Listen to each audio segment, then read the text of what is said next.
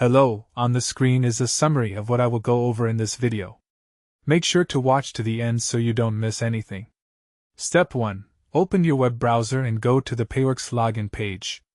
You'll want to make sure you're using a secure connection, so look for that padlock icon in your address bar.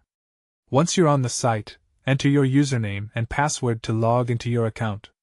Step 2. After logging in, look for the main dashboard or home page.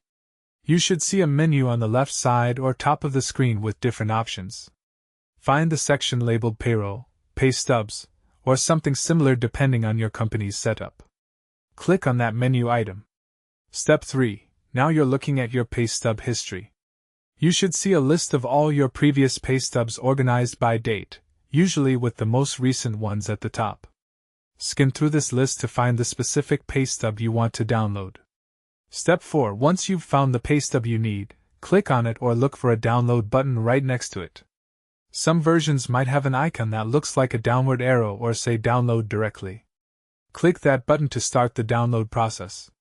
Step 5. Your pay stub should now download as a PDF file to your computer's downloads folder.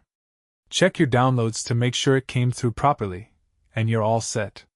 You can now print it, save it to a cloud storage service, or share it however you need to.